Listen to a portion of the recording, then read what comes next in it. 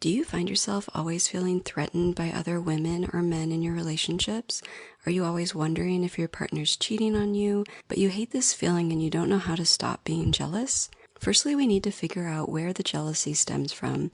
In this video, I'm going to address two things: lack of self-confidence and abandonment wounds, as these two things were exactly why I used to have issues with jealousy, and I'm going to share with you the 4 key things I did to overcome them. Self-confidence is built on knowing yourself, trusting yourself, and loving yourself.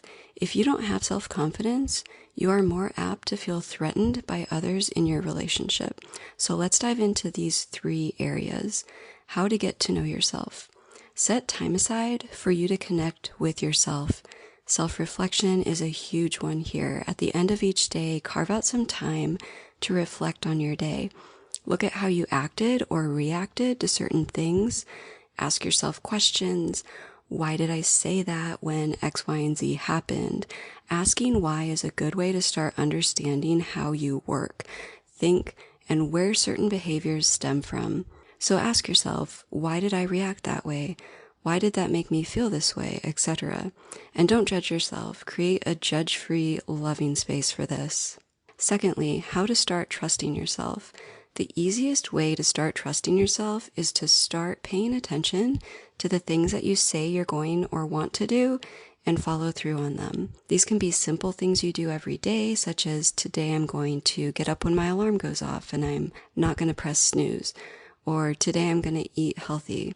By becoming conscious of the things you say you want to do and following through on them, you are starting to show yourself that you're trustworthy. And when you follow through, celebrate that. Tell yourself you're proud of yourself. Be your own cheerleader. This will also naturally boost your self-confidence. Thirdly, loving yourself.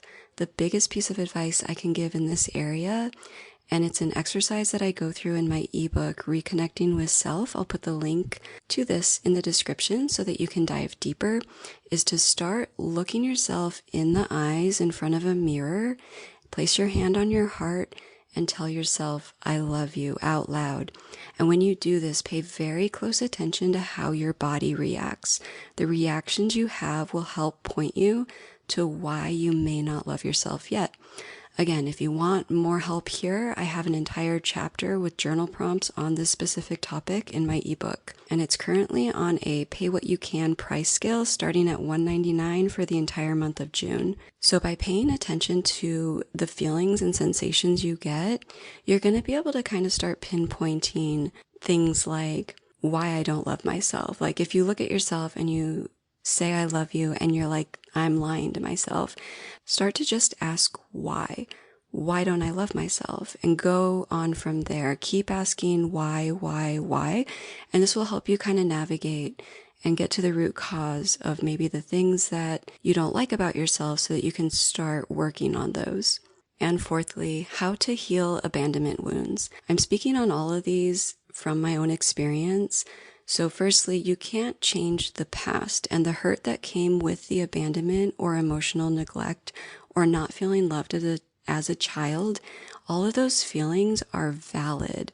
The hurt is valid. So firstly, we want to validate how the actions or non-actions of our parents or caretakers made us feel.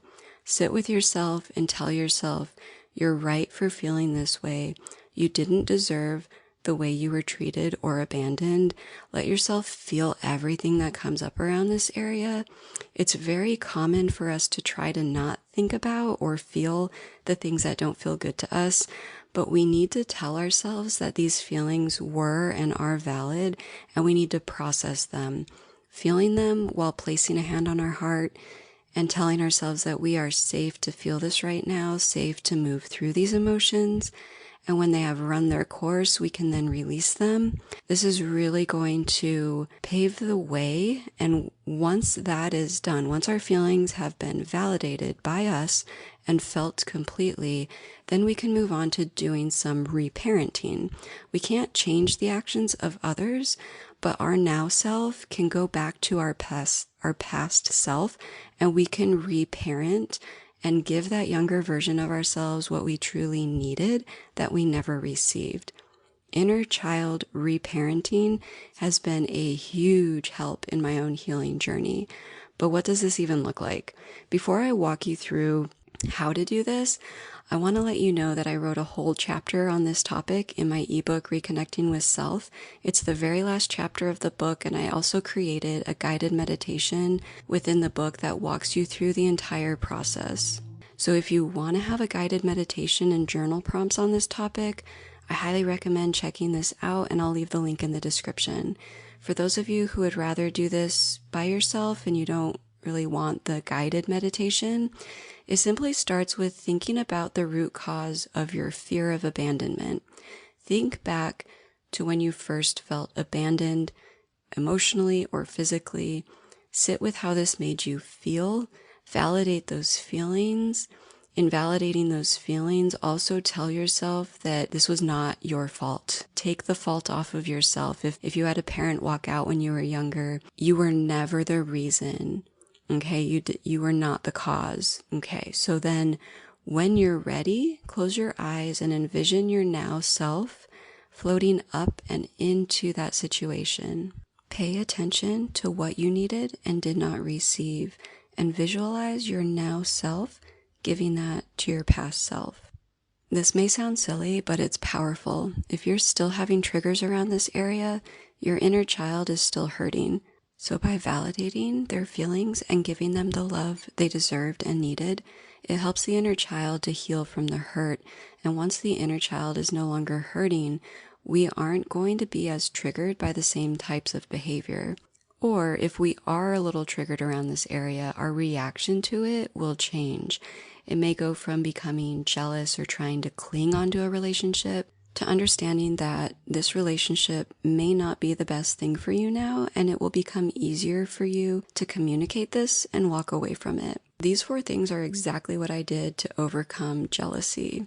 Remember to be kind to yourself through this process. It doesn't change overnight, but by incorporating these 4 things into your life, you will slowly start to see the progress. And one day you'll look back and realize your jealousy is completely gone, and it feels like a huge weight was lifted off your shoulders. Thank you for listening. If this information helped you, definitely subscribe and like this video so it can reach more people. And until next time, remember you are worthy of unconditional love, and it all starts with you loving yourself.